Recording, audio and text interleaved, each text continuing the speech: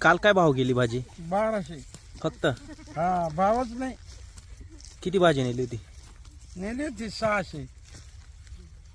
काय खर्च पण फिटला नाही. नाही ना, बाया मजूर बाया आहे. मग लसूण लावला तर? लसूणला बाजार आहे ना. नाही लसूण लावला असता तर चालला असता ना. लसूण लावलं चाललं असतं, पण मग बाजार याच का लसूण परवडत नाही लावायला? परवडत नाही ना. शेती परवडा ना. देणं महाग राहतं ना त्याचं. देणं महाग राहत. 70 रुपये किलो लसूण आहे आता.